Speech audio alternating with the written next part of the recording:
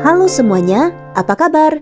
Kali ini kita ketemu lagi untuk sama-sama belajar tentang surat atau gosho yang ditulis oleh Nichiren Daishonin. Judulnya adalah Karunia Kebajikan dari Sutra Bunga Teratai. Nah, seperti apa ya latar belakang singkat dari gosho ini? Begini ceritanya.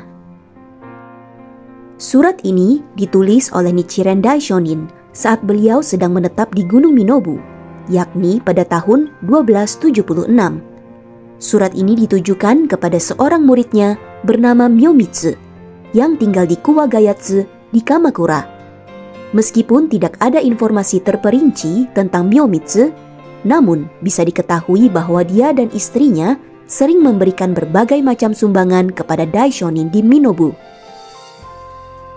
Sekitar saat surat ini ditulis, jumlah orang di Jepang yang memutuskan untuk ikut menjadi murid Daishonin sedang bertambah cukup pesat.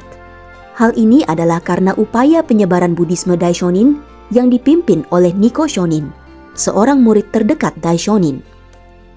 Nikko Shonin betul-betul berjuang sepenuh hati untuk menyebarkan ajaran Sutra Bunga Teratai ini di daerah Suruga dan provinsi-provinsi lainnya di Jepang.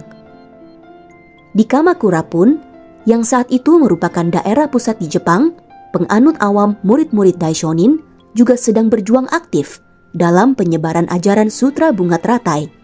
Namun, seiring dengan bertambahnya jumlah murid Daishonin yang baru, demikian pula semakin keras penindasan dari pemerintahan saat itu yang tidak suka dengan Daishonin. Walau sedang mengalami berbagai gejolak rintangan saat itu, Myomitsu dan istrinya bersama dengan murid-murid lainnya yang berjuang bersama seorang murid unggul bernama Shijo Kingo. Mereka semua tetap bersatu hati dan mempertahankan kepercayaan mereka yang tulus dan murni terhadap ajaran Daishonin. Surat ini aslinya sangat panjang, tapi kita tidak akan mendalami semuanya kali ini. Untuk sedikit memberikan gambaran, di awal surat ini Daishonin menekankan tentang semangat prinsip Buddhisme yang dengan sepenuhnya menghormati martabat kehidupan dan keagungan jiwa dari setiap makhluk hidup. Kemudian, Daishonin juga menjelaskan salah satu praktek pelaksanaan Buddhisme, yaitu tentang memberikan sumbangan. Singkatnya, Daishonin mengajarkan bahwa apapun bentuk sumbangan yang kita berikan untuk keberlangsungan Buddhisme, sama halnya adalah untuk menopang kehidupan. Sehingga, tindakan memberikan sumbangan dalam bentuk apapun yang disertai ketulusan hati merupakan suatu tindakan yang sangat mulia. Daishonin juga dengan terperinci menjelaskan dari sudut pandang Buddhisme apa saja manfaat yang akan didapat seseorang jika dia dengan tulus memberikan sumbangan kepada orang lain. Dalam surat ini, Daishonin sangat menghargai dan sangat berterima kasih kepada Myomitsu atas semua upaya dan sumbangannya untuk membantu Daishonin. Sehingga beliau memberikannya gelar orang suci atau dalam bahasa Jepang bisa disebut shonin. Hal ini mencerminkan betapa Daishonin menghormati setiap muridnya dan Daishonin pun tidak membuat kesenjangan apapun antara beliau dan murid-muridnya. Kerendahan hati dan welas asih agung Daishonin seperti ini pun sangatlah patut untuk kita contoh dalam kehidupan kita sendiri. Selanjutnya, Daishonin secara cukup terperinci menceritakan sejarah agama Buddha di Jepang. Dan beliau menyatakan bahwa pada masa akhir Dharma, yakni saat sekarang ini, hukum agung Nammyo Horengekyo, yakni Daimoku, dari Sutra Bunga Teratai, pasti akan tersebar luas hingga ke seluruh Jambudwipa. Daishonin juga menjelaskan tentang silsilah para guru ajaran yang sangat hebat sebelum masanya yang juga telah mempelajari Sutra Bunga Teratai, namun tidak ada di antara mereka yang mampu mewujudkan mantra agung Nammyo Horengekyo ini untuk menyelamatkan seluruh makhluk hidup.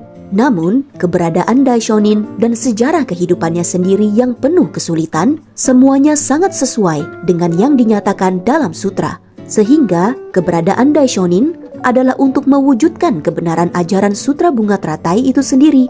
Beliaulah, sesuai sutra, orang suci yang kemudian mampu mewujud nyatakan mantra agung Nammyo Horengekyo untuk seluruh makhluk hidup. Daishonin menyatakan bahwa meskipun awalnya hanya beliau seorang diri yang menyebut Daimoku, pada akhirnya seluruh bangsa Jepang pun akan ikut menyebutnya. Seperti setitik debu yang kemudian menjadi Gunung Semeru, atau setetes air embun yang kemudian menjadi lautan samudera luas. Kutipan yang kita pelajari bulan ini adalah paragraf paling terakhir dari surat ini.